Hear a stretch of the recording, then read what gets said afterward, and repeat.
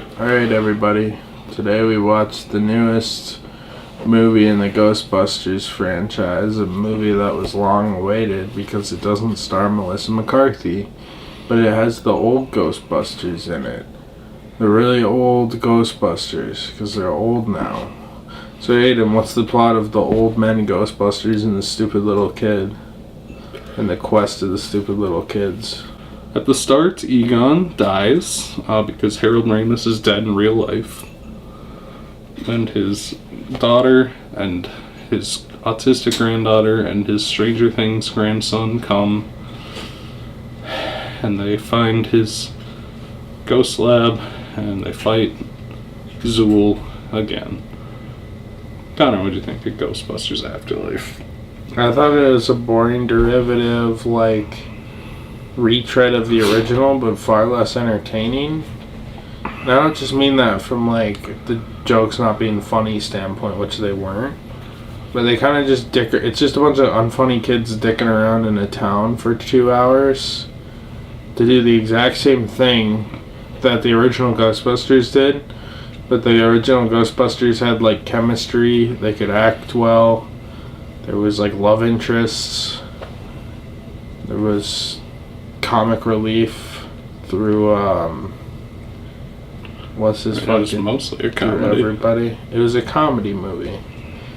And this movie was a nostalgia pander retread devoid of an interesting setting, devoid of any romance subplot or comedy.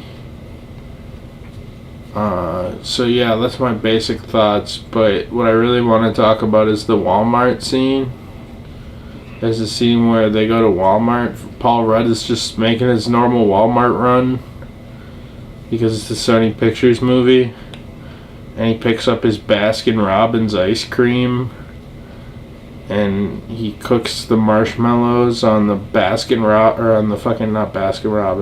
& Decker grill, and it's just Sony incarnate. It's the next it's probably the second most blatant piece of product placement I've ever seen under Sony Pictures' opus, Dunkview. Yeah, old days. It was really fucking cringy. And, I don't know.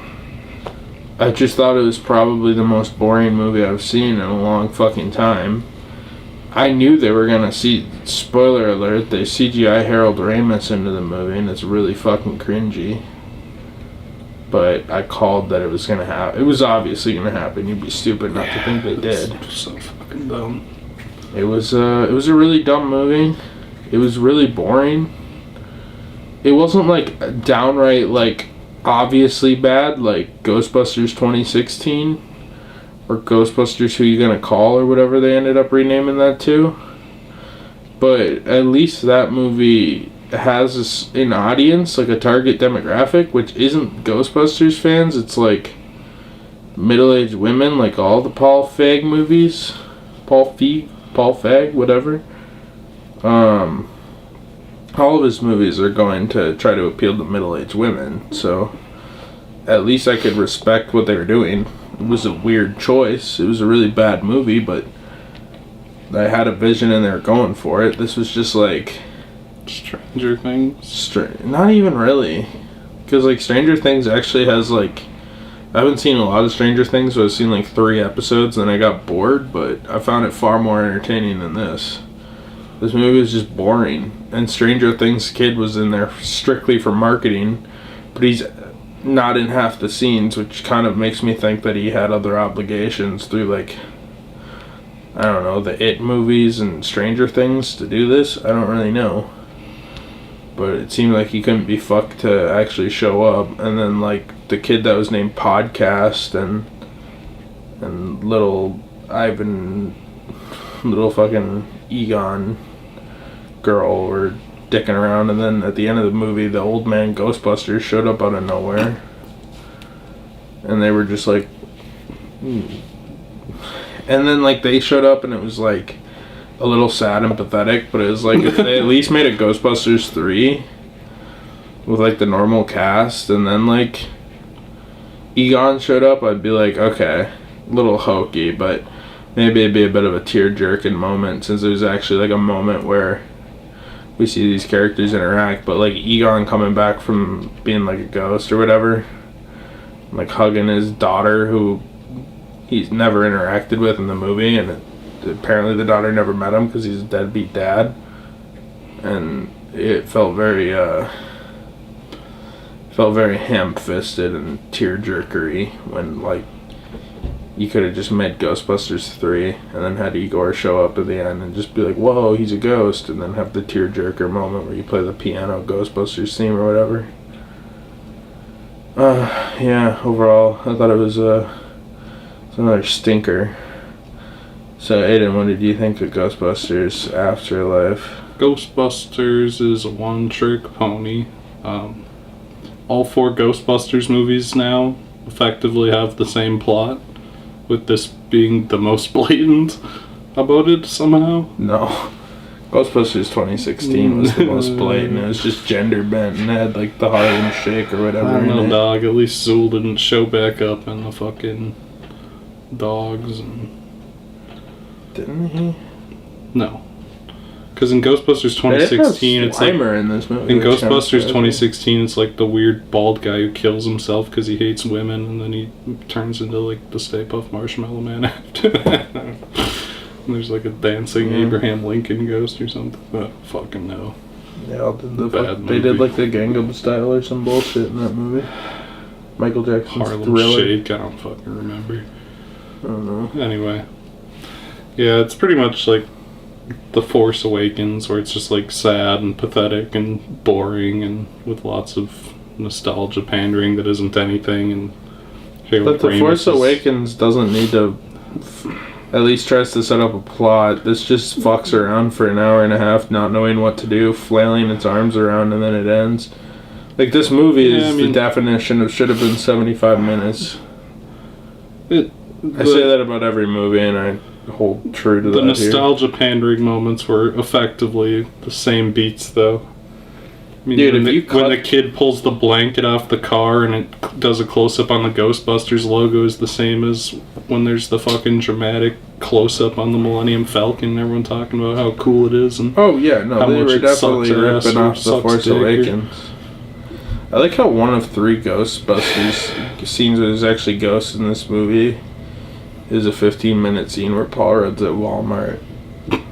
Yeah, the Walmart product placement's funny. I don't know why Paul Rudd's in this movie. I guess they needed someone to put on the poster, but they already had Stranger Things. I don't even think he's on the poster. The movie does dip into Stranger Things territory with the 80s nostalgia bait. Where it's a like period piece set in the 80s, but it's also not actually. Well, yeah, the first movie's set in the 80s, so they can't set this in the 80s, so they go to a small town in Oklahoma that's still in the 80s, where everyone drives cars from the 80s and goes to an 80s drive-in diner, and I think there's no one uses cell phones.